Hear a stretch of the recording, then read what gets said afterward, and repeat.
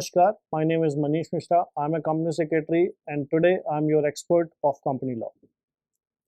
आज की डेट में आप देखोगे कि एक नया कॉन्सेप्ट आया है लिमिटेड लायबिलिटी पार्टनरशिप। बहुत रेयर आप जो है उसके बारे में पढ़ते होगे या बहुत रेयर आप देखते होगे कि लोग जो है हम स्पेशली इन उत्तर प्रदेश जो एलएलपी को प्रेफर करते हैं। But if I talk about Bangalore और चेन्नई और दिल्ली, तो वहाँ पे आज की डेट में जो बिजनेसमैन हैं वो और स्पेशली जो प्रोफेशनल्स हैं जो आर्किटेक्ट का काम कर रहे हैं या वो लॉयर्स हैं या फिर वो चार्टर्ड अकाउंटेंट्स हैं, कंपनी सेक्रेटरीज हैं, आईटी कंपनीज हैं, वो प्रेफर कर रही हैं कि अब हम जो बिजनेस करें वो हम लिमिटेड लायबिलिटी पार्टनरशिप मॉडल में करें। तो ये क्या चीज़ है, व्हाट इज़ एलएलपी, उस पर हमारा डिस्कशन होगा। मैं चाहूँगा कि by the end of the presentation you are able to understand the concept of LLP, क्योंकि ये एकदम नया कॉन्सेप्ट है।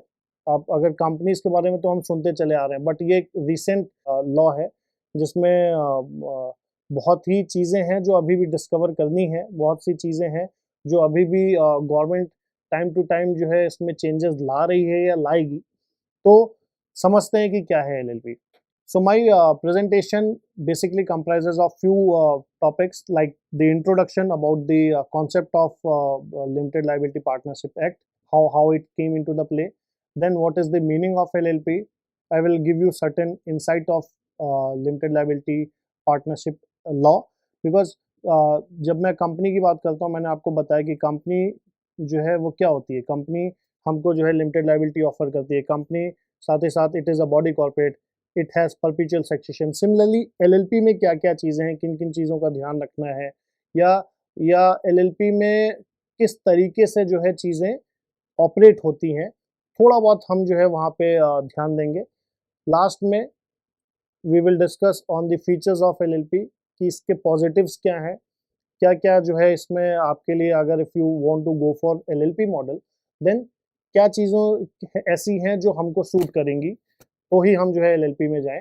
और लास्ट में जो लास्ट टॉपिक है, that is recognition of LLP in other laws. Let's start with the genesis of limited liability partnership act. So this the parliament and the assent of president was received on 7th of January 2009 for this new law which is Limited Liability Partnership Act 2008। आपको पता होगा कि जब तक किसी भी bill का अगर कंसेंट नहीं आता, किसी भी बिल पे अगर प्रेसिडेंट का कंसेंट नहीं आता, तब तक वो बिल जो है वो लॉ नहीं बनता। The moment the bill receives the consent of president after approval of parliament, then it becomes a law.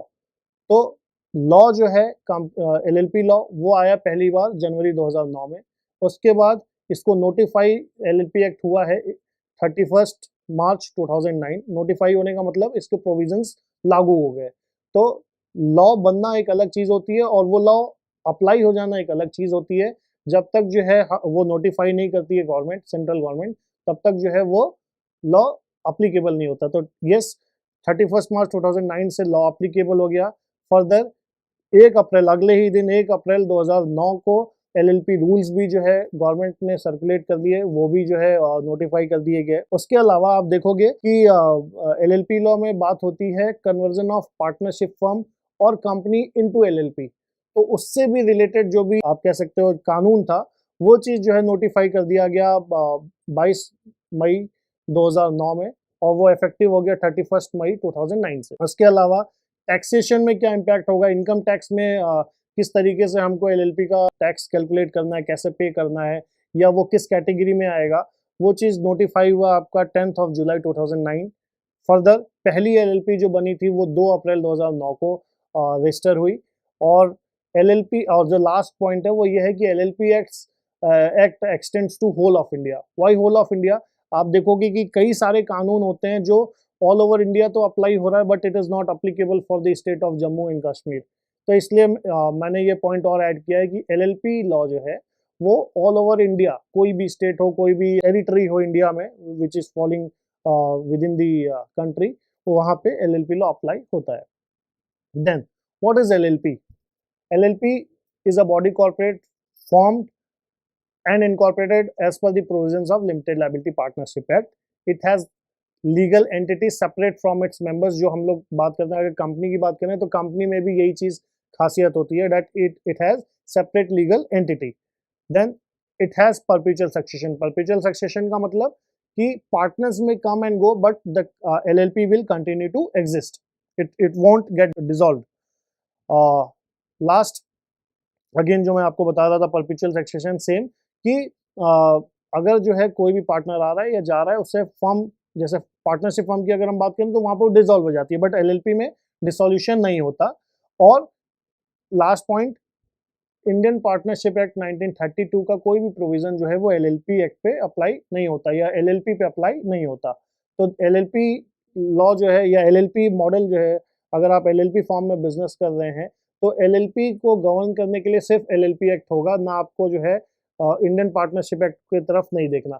हाँ, कंपनी लॉ के कुछ प्रावधान होते हैं, कुछ प्रोविजंस हैं जो अप्लाई होते हैं, जो कि ऑलरेडी LLP लॉ में ही मेंशन है। उसके अलावा अगर आपको कोई भी LLP बनानी है, उसको बनाने के लिए आपको समझना है कि there should be at least 2 partners. Number 2, it should have a lawful business. Lawful business का मतलब, फॉर एग्जांपल, मैं अगर आपको बोलूं कि हम जो है लॉटरी बिजनेस का काम करना चाहते हैं, बिकॉज इट इज इलीगल, तो आप जो है वो LLP मॉडल में या किसी भी मॉडल में बेसिकली इंडिया में आप नहीं कर सकते। तो लॉफुल बिजनेस मतलब which is allowed by the government, कि ठीक है आप ये टाइप ऑफ बिजनेसेस आप कैरी ऑन कर सकते हो। Next, there must be profit motive and the name of the LLP shall end with term limited liability partnership और LLP। Last, the LLP should have a registered office. कोई भी communication होगा government की तरफ से, मतलब रेगुलेटर की तरफ से, तो वो सारे कम्युनिकेशंस आपके रजिस्टर्ड ऑफिस पे ही करेंगे। ठीक है। नेक्स्ट टॉपिक या मैं कहूँगा कि पॉइंट है वो ये है कि who can become a partner in LLP। It is very simple, any individual can become a partner in LLP। Same concept हमारा पार्टनरशिप फर्म में भी होता है, any individual can become partner in a partnership firm. But एक चीज और इसमें जो नई है वो ये है, एनी बॉडी कॉर्पोरेट में also become a partner in LLP। तो ये क्यों? जैसे आप देखोगे तो सपोज दैट मैं और एक कंपनी है XYZ प्राइवेट लिमिटेड, अगर हम दोनों जो है कोई बिजनेस करना चाहते हैं तो हम वो LLP मॉडल पे भी कर सकते हैं, जहां पे 50% स्टेक जो है XYZ प्राइवेट लिमिटेड का हो गया और 50% स्टेक मेरा है। तो कोई जरूरी नहीं है कि सिर्फ इंडिविजुअल्स, सिर्फ आप और मैं ही आके जो है LLP बना रहे हैं। यहाँ पे जो है 3 या 4 कंपनीज मिलके, या कंपनीज और इंडिविजुअल्स का, या सिर्फ कंपनी नहीं, 2 LLP मिलके भी एक तीसरी LLP बना सकते हैं। तो बॉडी कॉर्पोरेट का जो मीनिंग है वो काफी वाइड है।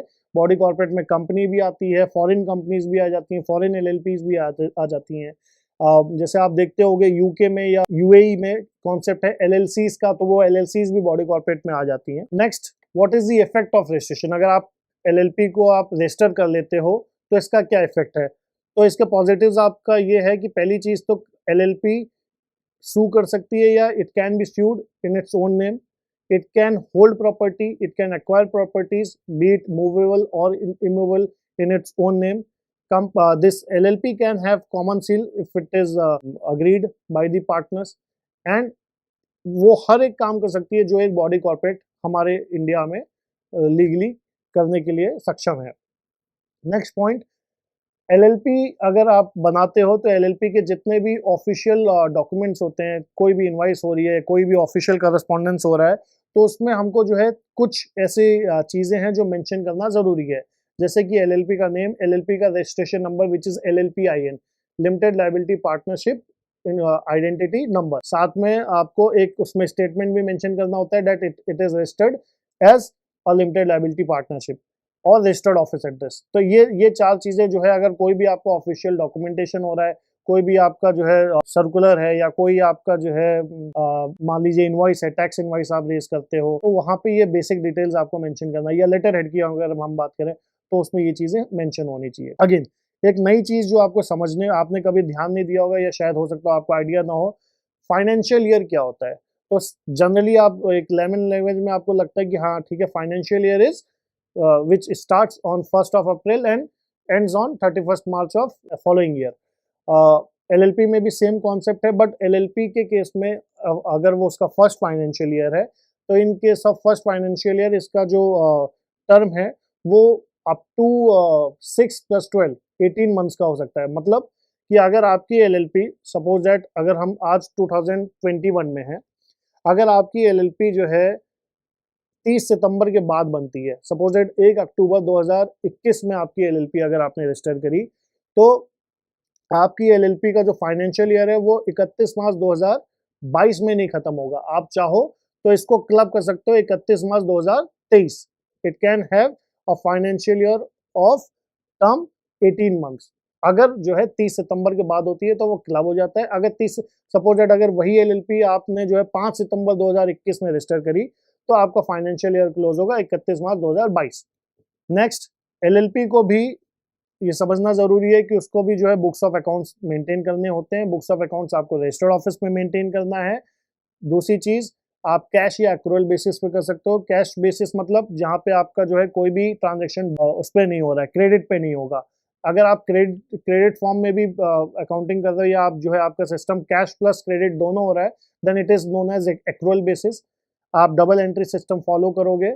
और अभी मैं आपको एक चीज और इसमें बता दूं कि recently companies LLP amendment act 2021 पास हुआ है, जिसमें ये भी आया है कि एलएलपी के लिए भी कुछ प्रावधान जो है, जो हम लोग के अकाउंटिंग स्टैंडर्ड्स हैं या ऑडिटिंग स्टैंडर्ड्स हैं आईसीआई के द्वारा, institute of chartered accountants of India के द्वारा, वो भी एलएलपी पे अप्लाई होगा। दूसरी चीज जो सबसे अगर मैं आपको बताऊं, जो सबसे ज्यादा फायदे की बात होती है कि क्यों एक स्मॉल बिजनेसमैन को जो है एलएलपी फॉर्म को सेलेक्ट करना चाहिए ओवर अ कंपनी।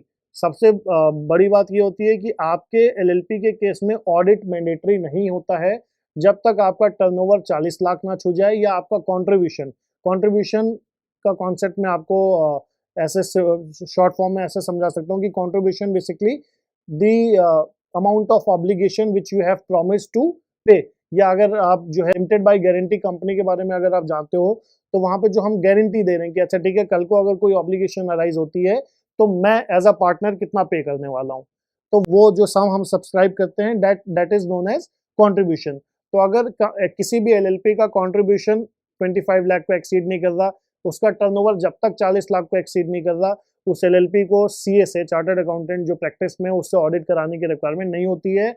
आप खुद जो उसके पार्टनर्स हैं वो खुद उसकी जो है अकाउंट्स बना के, उसके फाइनेंशियल स्टेटमेंट्स बना के वो सरकार को सबमिट कर सकते हैं।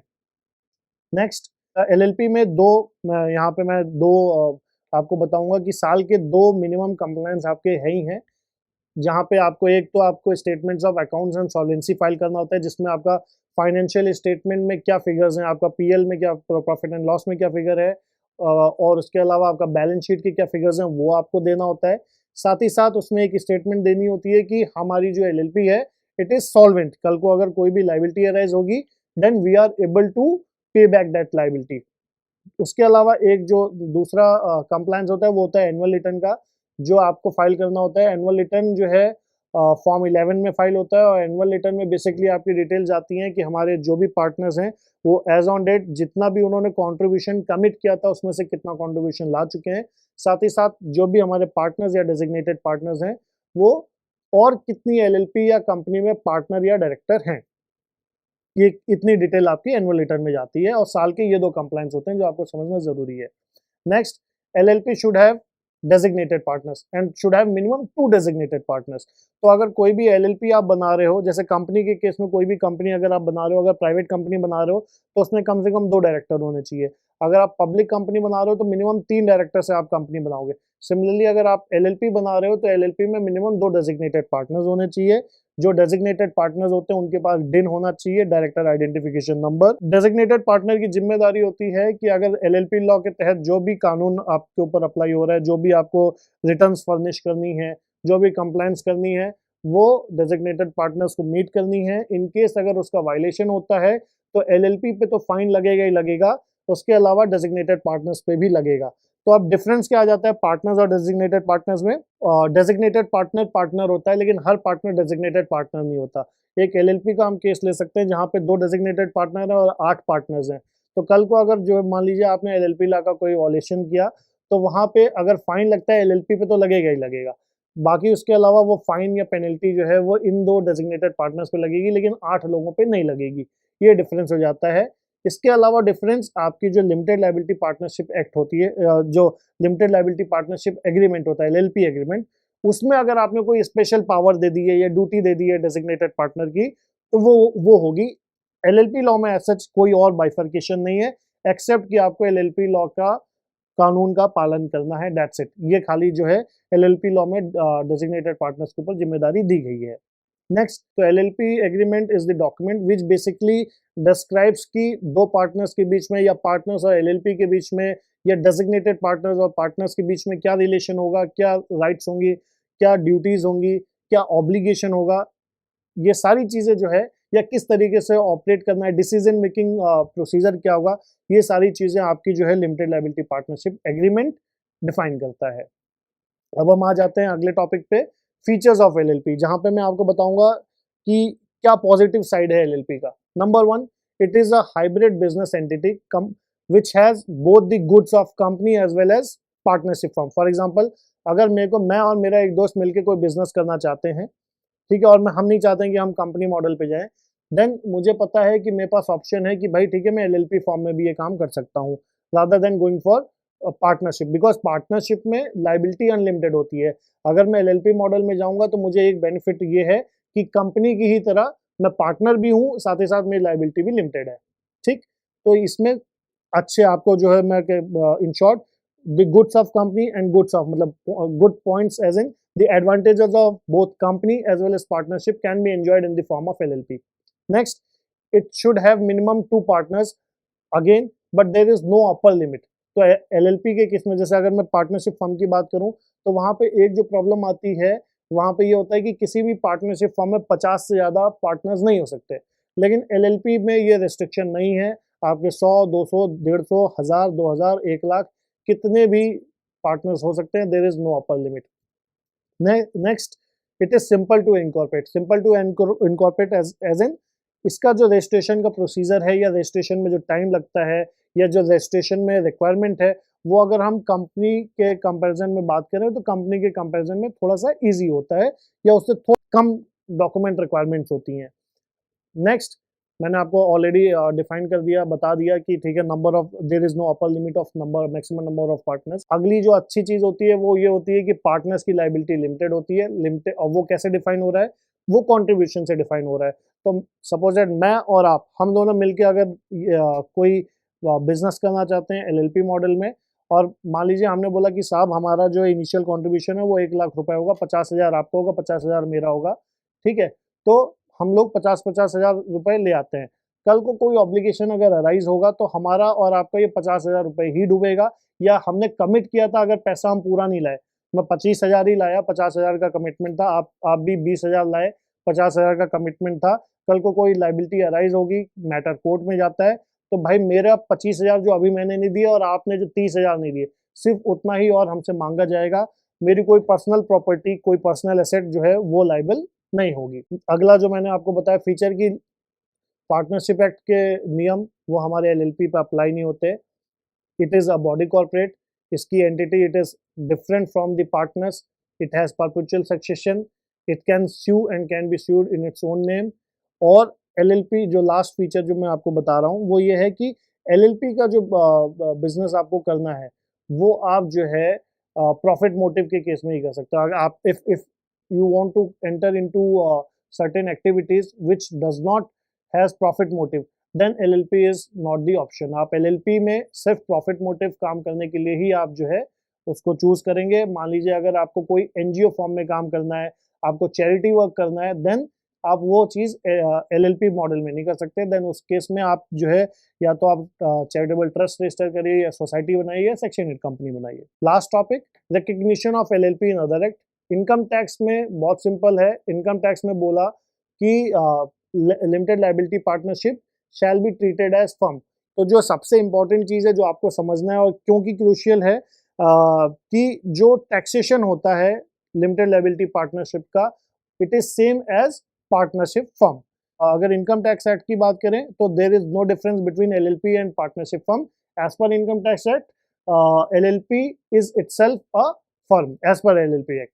बस एक डिफरेंस है कि कुछ जैसे एक सेक्शन 44 AD है इनकम टैक्स में, तो आप जो है प्रेजेंटिव टैक्सेशन वाला, तो वो चीज़ जो है आपका LLP पे अप्लाई नहीं होता। रेस्ट अगर हम मैं बात करूं तो LLP और पार्टनरशिप फॉर्म में from income tax point of view there is no difference. GST law की अगर मैं बात करूं तो GST लॉ में जहां पे पर्सन डिफाइन किया है, person includes not only company, partnership firm और suppose that cooperative society, but it also includes limited liability partnership. तो एज पर GST लॉ अगर हम बात करेंगे तो limited liability partnership is recognized as a person in terms of GST law. So that's it. I tried कि आपको जो है बेसिक्स में जो है LLP का बता पाऊँ, and I hope that you all are able to understand the basics of limited liability partnership. If you have any query, please drop down your query in my email ID. Thank you so much. Have a good day.